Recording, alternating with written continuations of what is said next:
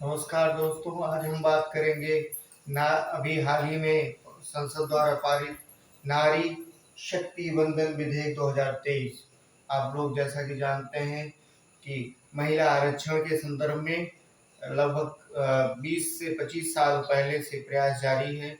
विभिन्न सरकारों के नेताओं द्वारा नेतृत्व द्वारा इस विधेयक को महिला आरक्षण विधेयक को संसद में रखने का प्रयास किया गया है। 1999 में अटल बिहारी वाजपेयी की सरकार थी, उस समय प्रयास किया गया। फिर 2000 में इससे संबंधित विधेयक को राज्यसभा में लाया गया, लेकिन पास नहीं हो पाया।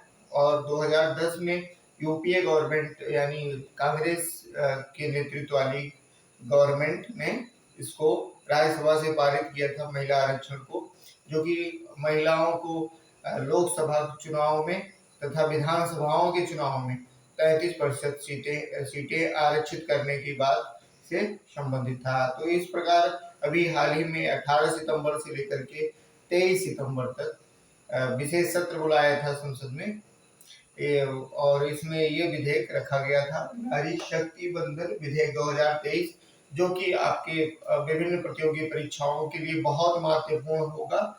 आने वाले पीसीएस की परीक्षाओं के लिए, यूपीएससी की परीक्षाओं के लिए या SSC पेट के एग्जाम के लिए भी ये महत्वपूर्ण होगा। इससे संबंधित फैक्ट और जानकारी है। तो आइए हम लोग इस पर चर्चा करते हैं, इसको देखते हैं। इसके जो एग्जाम के पॉइंट ऑफ व्यू से जो इम्पोर्टेंट पॉइंट्स हैं उसको हम संक्षेप में बताएंगे, जो आपके एग्जाम में उपयोगी सिद्ध होंगे। आइए देखते हैं नारी शक्ति वंदन विधेयक 2023। इसको लोकसभा में पेश किया गया था। केंद्रीय मंत्री अर्जुन राम मेघवाल के द्वारा लोकसभा में इसको रखा गया था, इस विधेयक को, जिसमें लोकसभा में इस विधेयक के संदर्भ में जब मतदान हुआ तो जिसमें 554 सांसदों ने उपस्थित सांसदों में 554 सांसदों ने इस विधेयक के पक्ष में मतदान किया था, तथा विरोध में केवल 2 मत प्राप्त हुए थे। 2 वोट में, इसके विरोध में 2 वोट, जो कि AIIMIM यानी जो हैदराबाद के ओवैसी जी हैं, उनकी पार्टी के 2 सदस्यों ने इस विधेयक का विरोध किया था। साथ साथ में जब इसके बाद राज्यसभा में ये गया विधेयक, तो राज्यसभा में इसमें 214 वोट प्राप्त हुए थे इसके समर्थन में, और विपक्ष में कोई वोट नहीं मिला था। समर्थन में 214 वोट मिले थे। इस पे चर्चा में लोकसभा और राज्यसभा मिला करके लगभग 60 सांसदों ने इस पर डिबेट किया था। इस प्रस्ताव पर, इस नारी शक्ति वंदन विधेयक पर 60 सांसदों ने डिबेट किया था, बहस करी थी। तो जिसमें 27 महिला सांसद शामिल थी 60 में से। और इस प्रकार से जो है ये भारतीय संविधान संशोधन विधेयक 128वां नंबर का संशोधन विधेयक बन गया, जो कि संविधान का 128वां संविधान संशोधन है। और ये बहुत इम्पोर्टेंट है, बहुत महत्वपूर्ण है।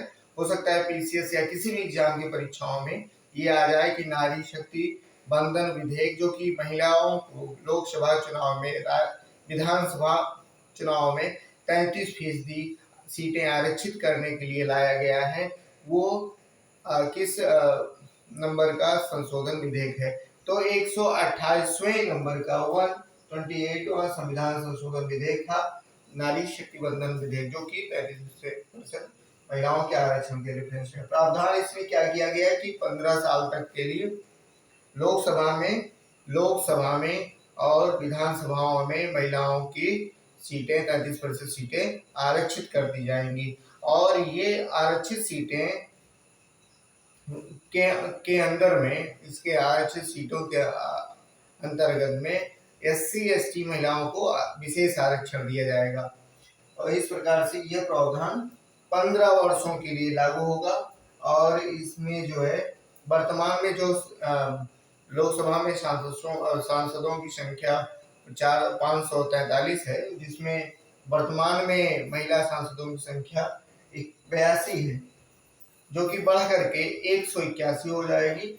और वर्तमान में ये संख्या है। इस तरह की से जो है सरकार ने महिलाओं के एम्पावरमेंट की बात करी हुई है, महिला सशक्तिकरण की बात की है कि नेतृत्व में लोकसभाओं में और विधानसभाओं में नेतृत्व बढ़े, महिलाओं की संख्या में वृद्धि हुए। और क्या कहते हैं, इस विधेयक को ये अब पास होने के बाद यहाँ लोकसभा राज्यसभा में पास हो गया है। अब आधे से अधिक राज्यों की विधानसभाओं में इसको पास होगा।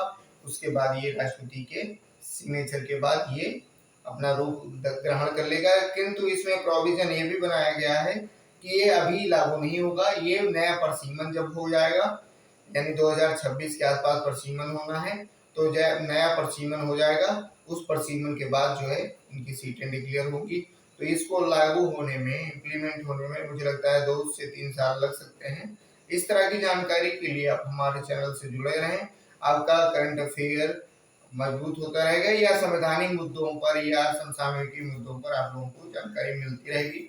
और आप हमारे चैनल को लाइक करें, सब्सक्राइब करें, शेयर करें और कमेंट करें। Thank you.